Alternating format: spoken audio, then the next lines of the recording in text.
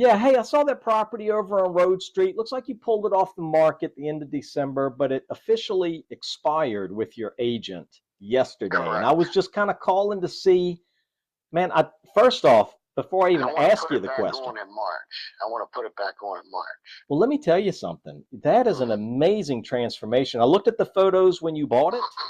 Yeah. You guys absolutely got in there and did a bang up job on the place.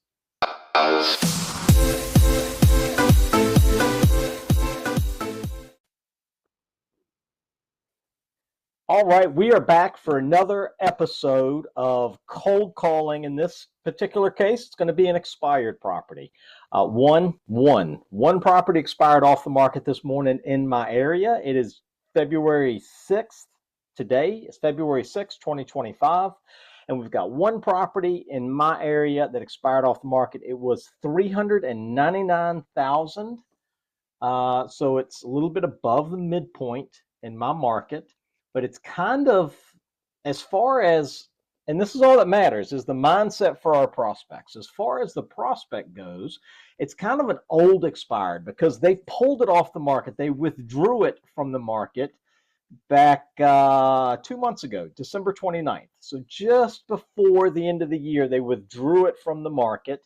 Now it officially expired yesterday.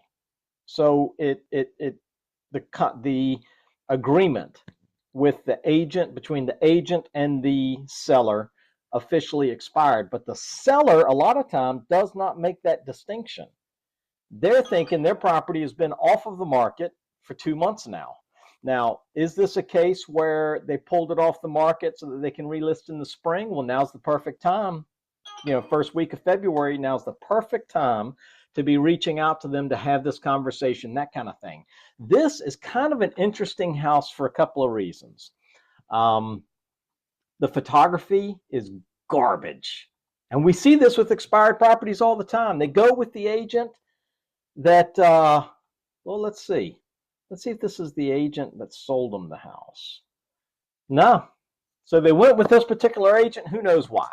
Who knows why they went with this agent? But the interesting thing is they purchased this house back in September of 23, and it was a fixer-upper. It neat place, built back in 1915, 2,323 square feet, 4 bedroom, 2 bath. But then they got in and they did a bunch of renovations to the place. They fixed it up, and now they're looking to sell it. What, a year later? They got in, they fixed it up. Now they bought it for 130,000, and now they are listing it for 400,000. But let me do this. I'm gonna show you guys the photos. I'm gonna show you both the before photos from when they purchased it, and then I'm gonna show you the photos now that they have on it now after their renovations are complete. So let me come back here. Because when we're figuring out how we're going to talk to these people, we want as much information about the property as possible so that we're carrying on conversations. They aren't having to catch us up, basically, right? Any data that we can get prior to getting on the phone is great because they don't have to recreate the wheel. They don't have to start off kindergarten level because we don't know anything about the house. We can start talking about, hey, look, you guys have done a fantastic job fixing this place up since you got it back, a year and a half ago or whatever. But let me show you what it looked like when they bought it for 130,000. All right, so let's back up to picture number one. Okay, when they bought it, this was the primary photo. Not bad. Looks like a pretty decent house. It's got a L-shaped front porch on it, which is pretty desirable. And for 1915, this is a pretty standard feature. Oh my God, look at the wallpaper. Look at the flooring, the area rugs covering up flooring, and it's just really dated and tired. This isn't a bad looking room. Looks like replacement floors in that. Some nice stuff in here. Looks like they painted the cabinets, stainless appliances. But look, you've got a window air conditioner in here, so I'm guessing something's going on with the HVAC. You've got shelves for upper cabinets. or instead of upper cabinets, shelves. So it looks like some renovations had maybe occurred in here, kind of a newer laminate countertops and whatnot. Right, you got some upper cabinets over here on this other side, but they're a different color than the lowers. I don't know if that was just being artistic or what.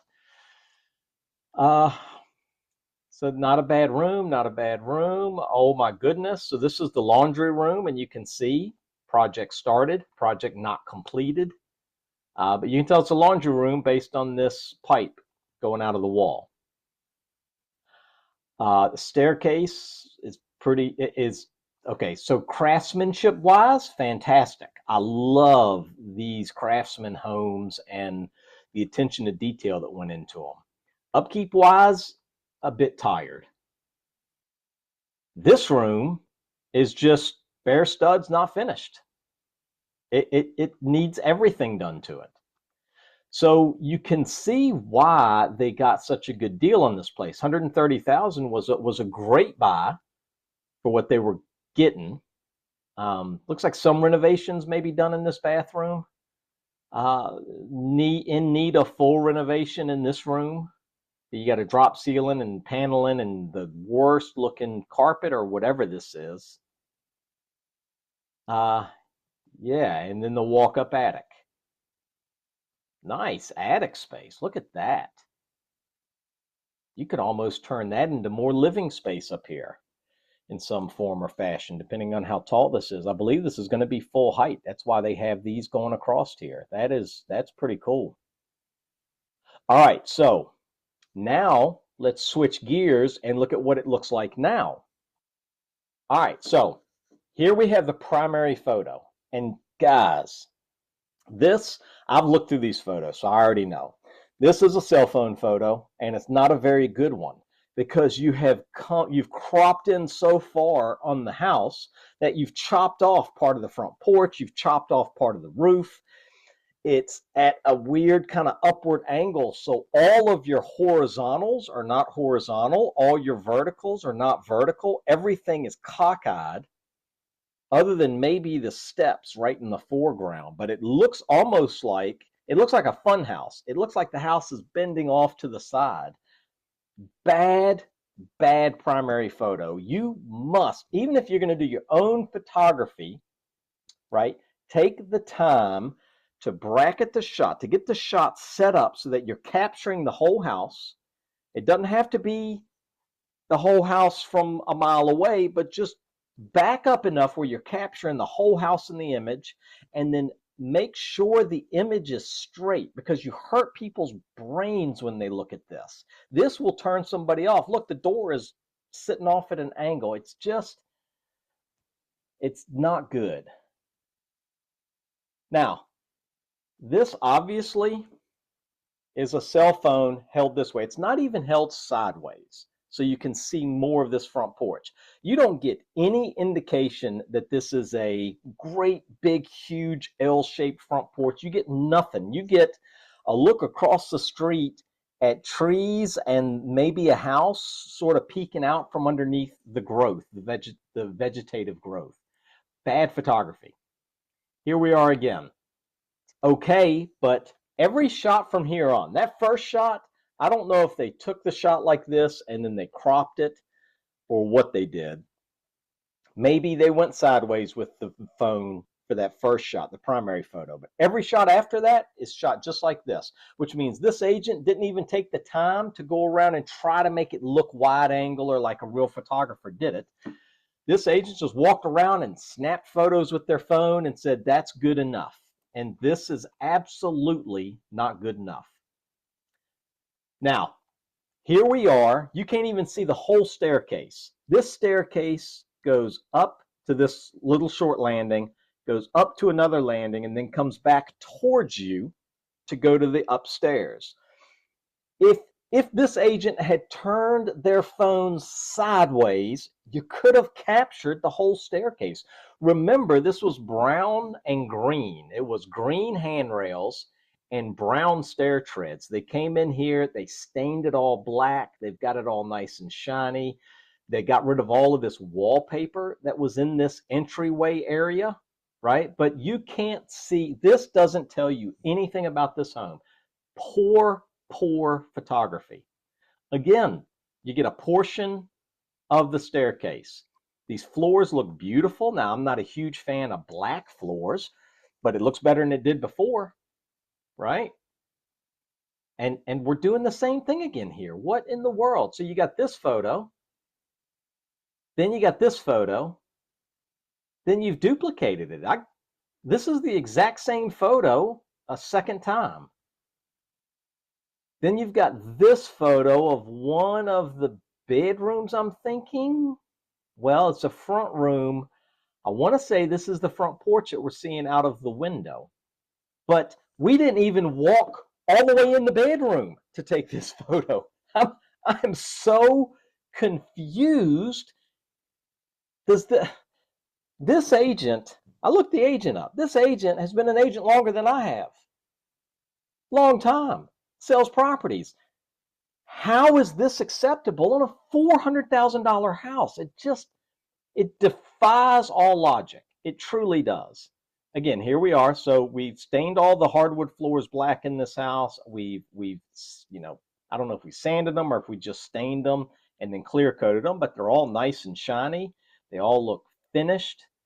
Bad photography. Anytime we are photographing a room, we need to catch minimum of 2 corners in this room within the image. That's going to give the room scale. When you focus in on a corner and take a photo like this photo is, and since I'm pretty sure this is the front porch right here, we're still downstairs in a dining room or something. But when you focus in on a corner like this, there's no way to tell how big the room is. It could be just this big, right? Or it could be huge, but there's no way to get scale from this photo. This is, all right, so that was the dining room, the black floors and the windows and stuff that I'm assuming we just had the photos of. This is, look at the tile floors that they put in the kitchen. It's beautiful, beautiful work. Bad photography, yet again, we don't even get a corner in this photo. You can't tell scale of anything in this photo. It's just unreal. Here you have 2 corners captured within the image. Here, you can at least tell scale. But something else that we want to do in photography is we want to catch just as much of the ceiling as we catch the floor to balance the image out. This one, the camera is turned down and you're capturing none of the ceiling, all of the floor. So it looks like you're caught on a downward angle here. Again, it's not anything a real photographer did, obviously. And here we are. Look at how tiny. We don't even get to see all the cabinets in this deal because this agent did not take the time, even with a cell phone, to just turn it sideways, right? And a lot of the newer phones have wide angle features on them where you can trick your audience into thinking a real photographer went in and did these photos. Here's the other half of that kitchen, and you're only seeing a piece of it. Nice upgrades.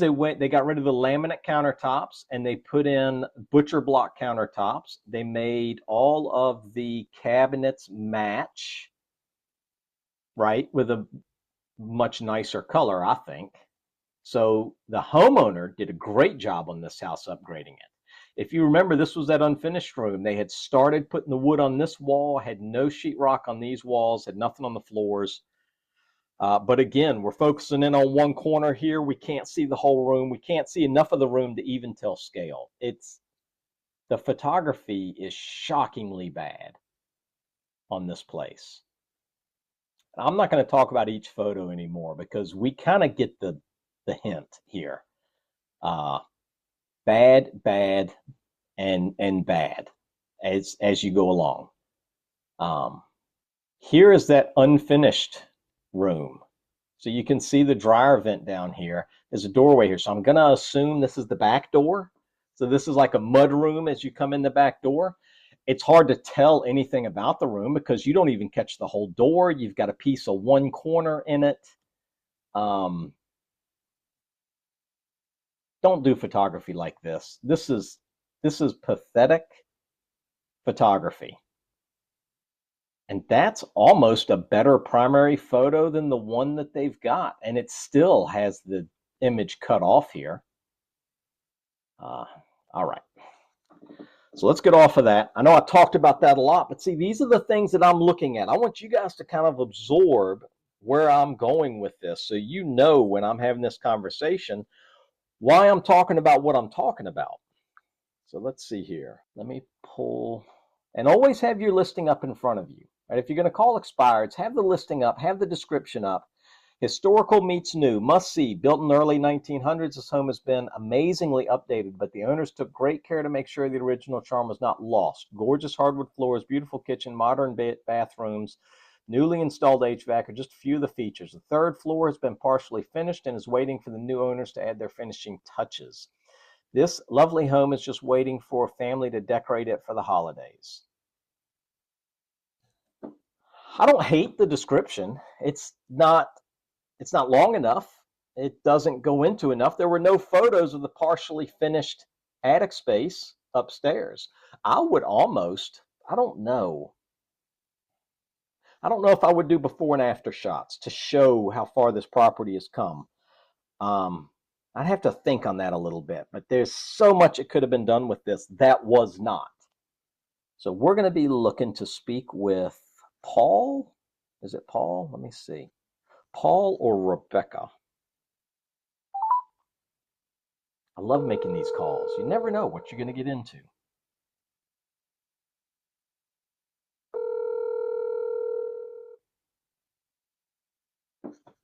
Hello. Hey, Paul. Yes. Hey, my name's Shane Noblin. I'm a local real estate agent here in Elizabeth City. How you doing today? Doing good. How are you? It's another day in paradise. I wish it would warm back up a little bit. The last few days, like 65, 70, I'm down with that. Gorgeous. Oh, yeah. but, Definitely. Yeah, this kind of dreary, rainy, drizzly. I mean, at least we're not getting the snow. I don't know about you. I'm not a cold weather person. Oh, I moved from up north down here to get away from it. That's right. What part of up north? Baltimore, Maryland. Okay. Yeah, my daughter has a volleyball tournament in Ocean City, Maryland next month. Oh, yes. So we'll be up there. My wife is from South Jersey, so we go up to South Jersey all the time, kind of visiting her cousins and her dad and all that. They're all up there. So that's cool. Very nice. Yeah. Hey, I saw that property over on Road Street. Looks like you pulled it off the market at the end of December, but it officially expired with your agent yesterday. Correct. And I was just kind of calling to see, man, first off, before I even ask you the question. I want to put it back on in March. Well, let me tell you something. That is an amazing transformation. I looked at the photos when you bought it. Yeah. You guys absolutely got in there and did a bang up job on the place. Yeah, thank you. It took me a minute to get the correct crew, but once we got it, it rolled nicely. Yeah, gotcha. We totally gutted it. We did the electric, the plumbing. Nice. Added central air and heat on all 3 levels, even in the attic. Right. Yeah, we did the whole thing right. I didn't see any photos of the attic space, and I've read that it was partially finished. Rough. Is it rough? Yeah, Gotcha. Yeah, it needs to be sheetrocked or paneling on the gables. Gotcha. But it's got the original hardwood floor in the entranceway. We sanded them down, and nice. The original stairs, steps, we scraped about 5 layers of paint off. I love it. Took a couple weeks. Yeah, man, it's a passion. I've been doing it. Me and my brother did our first flip in 2001. Nice. We did a couple in Maryland and moved down here. After I went on vacation, I bought a rental property out in the 4x4. Okay. I bought a semi-ocean front house and put it in with Twitty. Got it. And my soon-to-be wife's best friend came to clean the house, and she was with her. Okay. And I met her, and boy, the rest is history. That was in 2013. Wow. Marriage number 1 for you, or is this? Oh yeah. Is this a repeat offender? Man. One and only. Yeah, one and only. Yep, that's it. One and done, man. Nice. I tell you what, I'm on wedding number 3, or wife number 3, but the first two were just, I don't know what happened there. This one, I've been married to her since '09, and every morning Uh-huh. I still get up like it's Christmas. That's It's right, just man. amazing. So Yeah, man. You get the right one. You get your best friend. that's it. Absolutely. Yeah, Absolutely. we actually work together. We do the real estate investing, and we Nice. had yeah, and right after we had met in 2013, we got an oceanfront lot, Okay. oceanfront house out there. We sold them two in 2020, Okay. Okay. and took 2 years off, and we were like, all right, what do we want to do? Let's get back to the real estate thing. So this is our first flip back on the Nice. back on the horse, so to say. But we're looking to do more. Gotcha. Gotcha. And we use Janet Rose. That's my wife's cousin. Okay. She's local, grew up around here and Right. stuff, but she's so busy and the school board and Right. everything Right. Right. else. She's been having her assistant, who's very young. Yeah. Um, the dress isn't always appropriate. You know, it's you don't want the husband of a husband and wife team coming looking at the house saying, "Oh my God, she's wearing too revealing footage." You know what I'm Right. saying? Right. Right. So, Right. Right.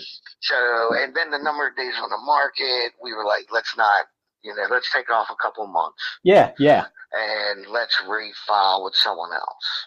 Well, I tell you So, what, a little bit about me. I know you don't know me. You didn't reach out to me. I'm kind of no, reaching sir. out to you. But a little bit about me. I've been in the business since 2020.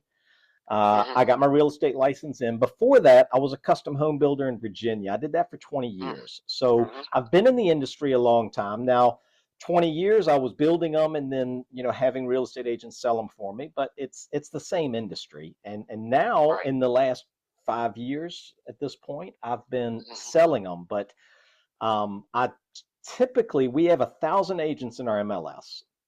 And I typically, like last year, I was ranked number 34 out of 1,000. And so I sell at a very high level. I keep between 15 and 20 listings at all time. And part of my success, so there's a couple of things that I think is critical in successfully getting these properties sold. One, you have to have great photography. I mean, that's really the thing that kind of pulls them in. When they're looking at a whole list of different thumbnails, a whole list of different properties, if you don't have great photography, you're not going to grab them and pull them in and cause them to open it and then look at it and research it further.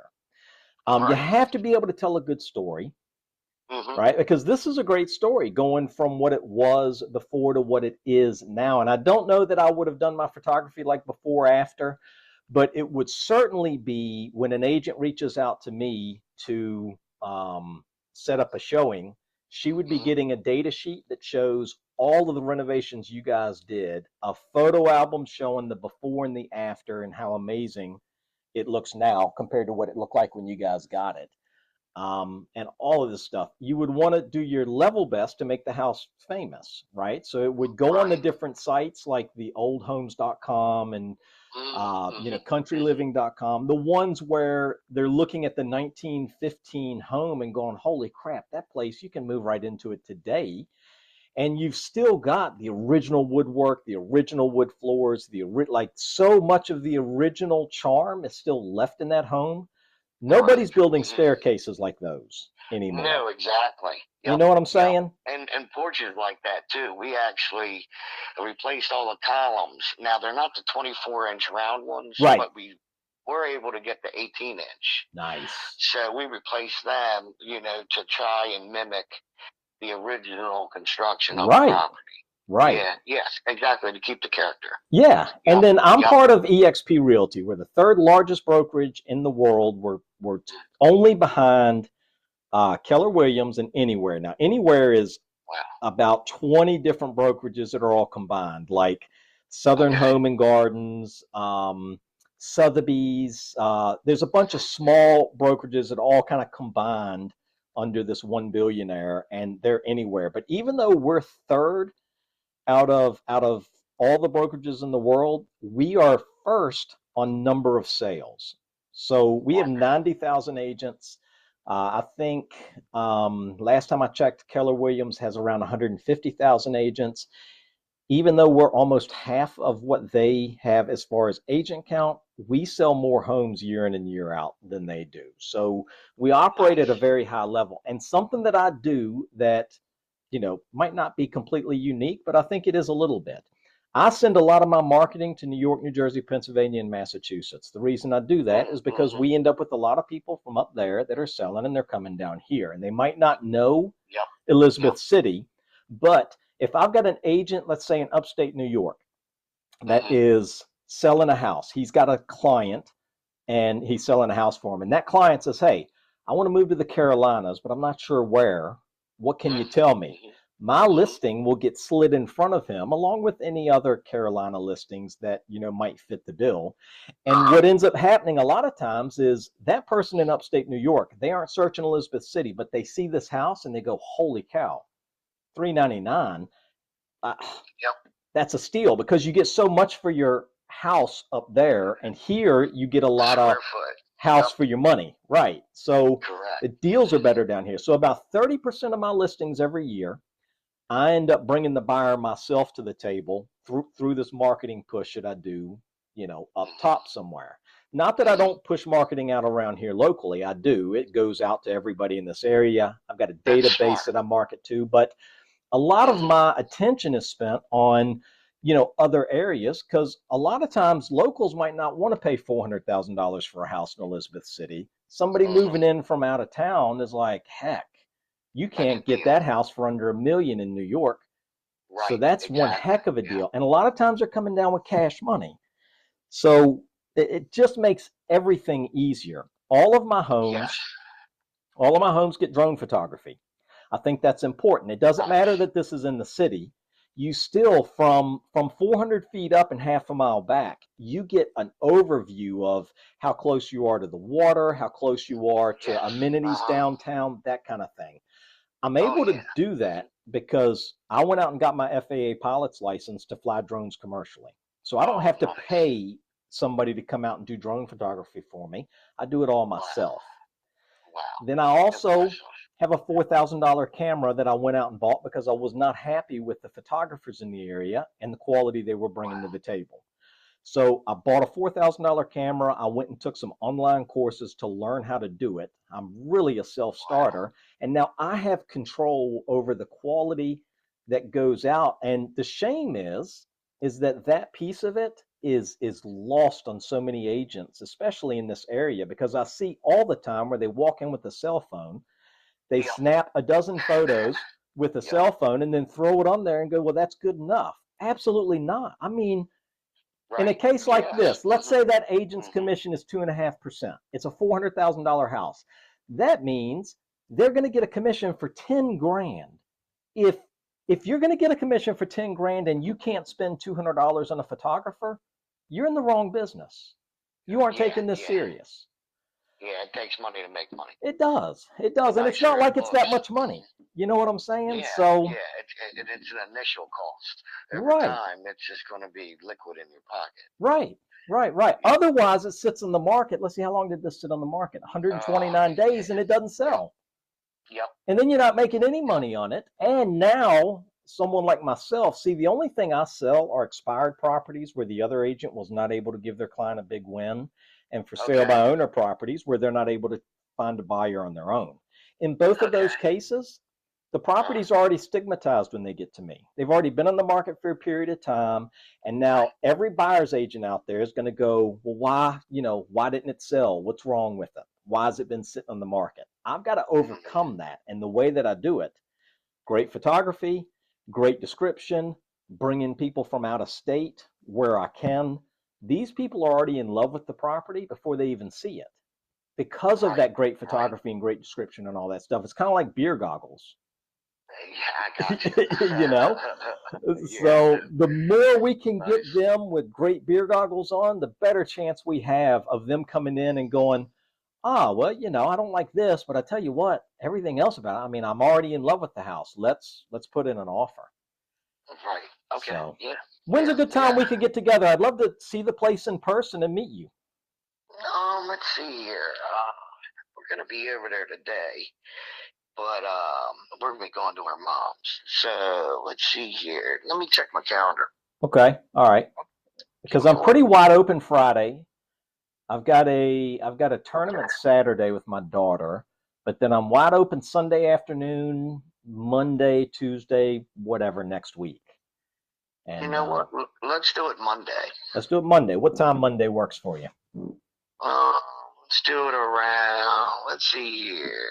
How about 11 a.m.? 11 a.m. Monday sounds perfect. Monday is going to be the 10th. And then what's a good email for you? I'll send you over my resume so you can start getting familiar with me. Wonderful. It's obx@gmail.com. I know I've kind of chewed your ear for a little bit here. Any questions or anything that maybe I kind of skipped over? No, honestly, I like your presentation. It pretty much covered a lot of the questions and that I would have for you. Yeah. Okay. Yeah, it's nice to hear that you're self-invested. Right. There's a problem, and you saw it. That's great. Yeah. Well, see, I do a lot of proactive work to try and get my property sold. What most agents do, they put it on the MLS and they just wait for a buyer to come to them. I'm doing this. Agents are terrified to pick up the phone and call strangers, to cold call. Right? For me, that doesn't make any sense because I get into fun conversations like this and find out wonderful stuff about these properties, and I just create business out of nothing. You know, and but you know what? I sold cars back in the 90s after I was in the. You know all about it then. Navy. You know all about it then. I remember getting a phone book back in '97. At my desk and just start calling. Let me tell you something. These kids today have no idea. They truly don't. No, not at all. I even sold Electrolux vacuums door to door.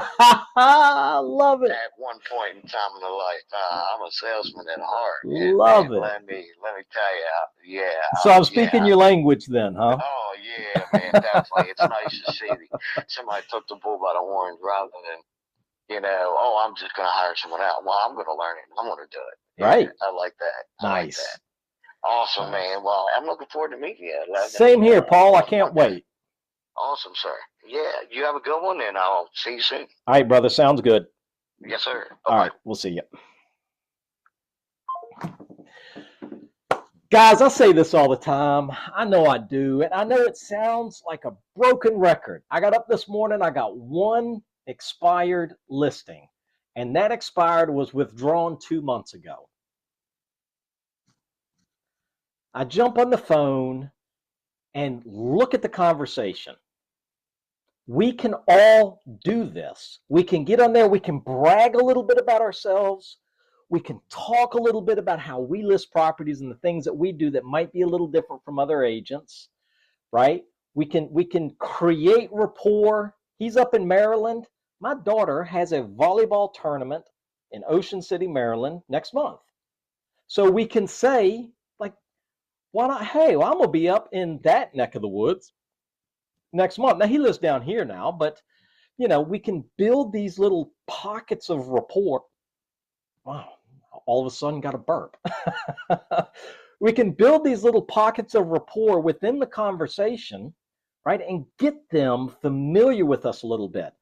Think about towards the end. I'm a salesperson. I used to sell Electrolux vacuum cleaners. I was a car salesman when I got out of the military. And I'm like, oh, so you know what I'm doing, huh? And he's like, yeah, I love that you're taking the bull by the horns and you're da-da. That's my listing. And this is a fix and flipper. This is somebody, if he likes me, he's going to use me for buying his next property, selling that when it's fixed, right? And then buying the next one. You create these relationships so that you can get this business, and not just this deal. You get every deal that they ever do. I hope you guys enjoyed this video. I enjoy making them. They are so much fun to make. I get to get in here. You guys get to see me jump on the phones. I literally today made one phone call on the one expired listing in my whole MLS. And you guys got to hear how that call went. It's just that easy to create your business, fill up your pipeline, and just start churning these deals out. If you like what I'm doing, You want to do the same thing, I have a one-on-one coaching program. We can do for sale by owner, we can do expired, we can do canceled, we can do circle prospecting if you want to try your hand at circle prospecting. But if you're interested in one-on-one coaching, I've got a program for that. The link is in the Calendly link to set up a meeting with me to go over what that looks like is in the description below. If you want one-on-one coaching, book a call with me. I'll be more than happy to sit down with you, go over what that looks like, get you all set up. You can be doing exactly what I'm doing. This is not difficult stuff to do. I don't have, and that's the great thing about my coaching, I don't have anything secret in my coaching, right, that you aren't seeing me do right here. You are getting a window into how I build my business, how I sell the houses I do, how I create the relationships. You're seeing it all. I hope you guys enjoyed it. Keep an eye out for the next one. I've got another one coming real soon. And if you need something else to watch, right, check out this video right here.